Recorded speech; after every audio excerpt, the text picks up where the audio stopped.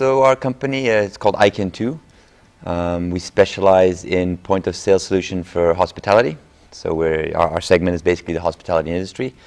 We provide a tablet-based point-of-sale solution for restaurants, bars, discotheques, sort of specialized to their requirements. So we replace an entire till system with iPads and iPods. We manage the entire sort of food dispatching to printers in the kitchen, in the bars, and everything else. It's basically an end-to-end solution, replacing, shall we say, the traditional POS players. Our home market is Switzerland, so we're a Swiss-based company out of Geneva. With regards to differentiation from our competitors, so obviously there's companies that are specialized more in retail and doing work specifically for the retail industry, which is very different from working for the hospitality industry. Today we think hospitality is harder to do than retail from the perspective of managing orders and tables and the number of courses and the number of covers and the workflow of the restaurant. Retail to us seemed a little bit simpler. Within the retail space, within the hospitality space, then you have some of the players that are more focused on small size sort of coffee shops and boulangeries where there's slightly less complications, and then you have players that are focused more on the full service with tables or lots of tables and lots of volume.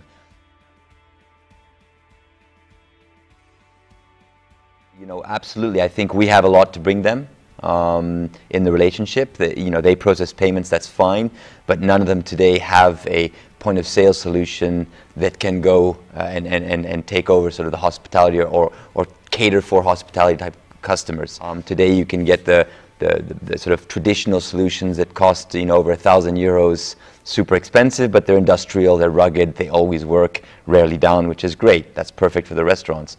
The challenge is now finding a similar device for a fraction of the price that offers card payments, but it's not breaking down every day or something else. So we have both sides of the spectrum now. You have the expensive stuff, which I'll call legacy for the sake of calling legacy. Some people might not be happy with that. And we have all the new players that are coming out with onboarding models that are super quick. So, fill these forms out online, click OK, and tomorrow you'll have your merchant account and you're ready to go, which is great, which is what we need to sort of disrupt this payment space.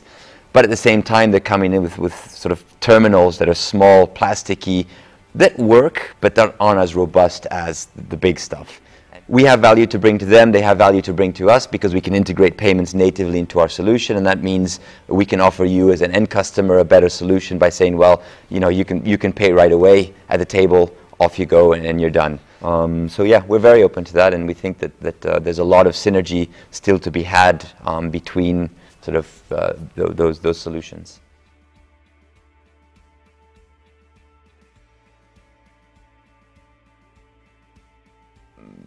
The traditional guys clearly have a customer base today.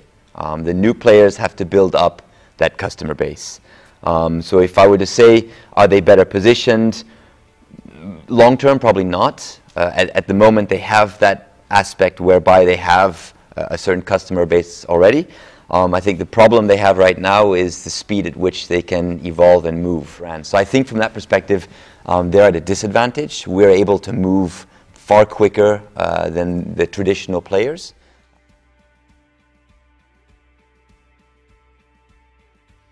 I think that the next trend, so to speak, is going to be more about some B2C, so enabling the restaurant owner to market and to communicate with his customers.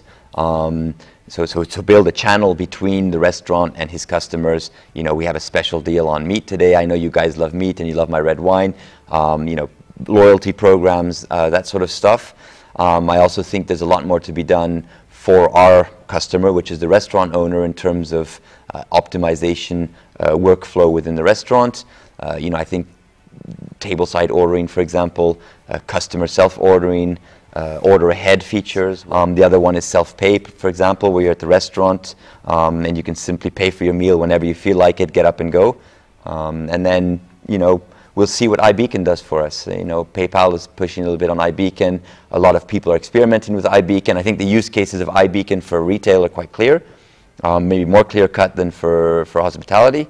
But I'm convinced that there is also some some cool and nice things to be done with iBeacon for the hospitality industry as well.